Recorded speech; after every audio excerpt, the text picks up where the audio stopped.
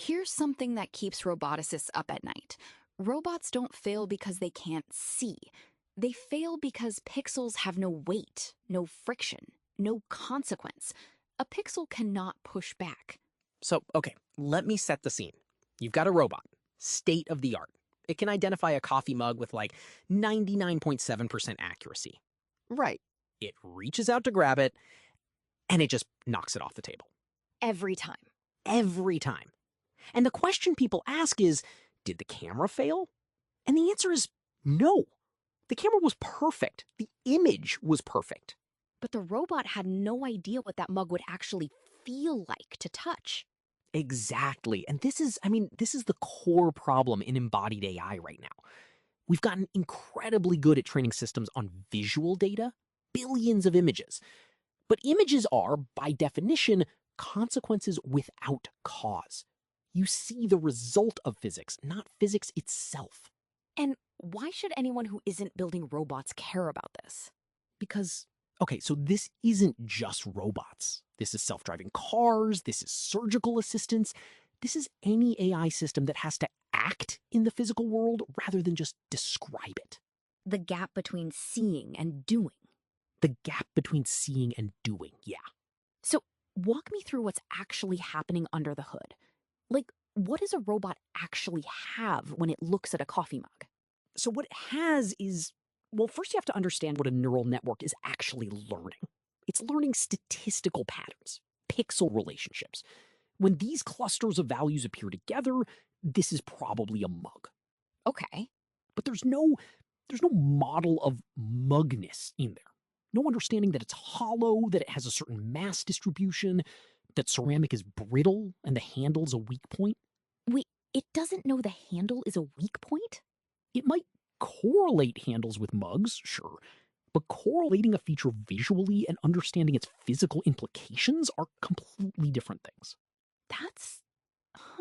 That's actually kind of unsettling. Right? And here's the counterintuitive part. More visual data doesn't fix this. You could show a robot 10 million images of mugs, and it still wouldn't know how much force to apply when picking one up. Because you can't photograph friction. You cannot photograph friction. You can't photograph the give of a surface, or the way an object shifts its center of gravity when it's half full versus empty.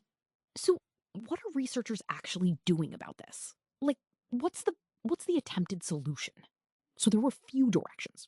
One is tactile sensors, basically giving robots fingertips that can feel pressure, texture, slip, Like actual touch. like actual touch. And the data from those sensors it's so much richer than people expect. A single touch event generates this whole cascade of information about an object that you just cannot get from a camera. Looping back to what you said about images being consequences without cause, is that what tactile data fixes? Like, now you're getting the cause? That's a really precise way to put it. Yeah, you're getting the physics, not just the aftermath of the physics. But the other direction is, and this is where it gets interesting, seem to real transfer. Training and simulation where you can model physics perfectly and then trying to transfer that to the real world. Okay, but hold on. Does that actually work? Because simulation and reality are not the same. So this is the thing. It kind of works, and it kind of spectacularly doesn't. The gap between simulated physics and real physics, researchers call it the reality gap, it's brutal. You train a robot hand to do something perfectly in sim. You deploy it in the real world, and it knocks the mug off the table. Knocks the mug off the table. So, where does this actually go? Like, big picture.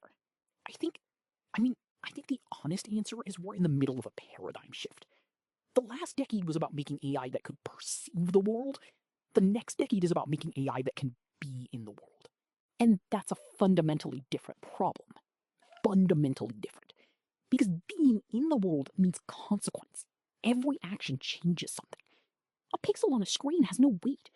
But a robot arm in a warehouse? That has weight. That has liability. A pixel can push back. A pixel can push back. And I think once AI systems really grapple with that, once they're trained on embodied experience rather than just observed experience, the capabilities jump in a way we haven't seen yet. The robots that actually understand what they're touching. The robots that understand what they're touching. Okay, I'm gonna think about this every single time I pick up a coffee cup now. You're welcome. I'm Nova. And I'm Alex. And this is Code and Cosmos.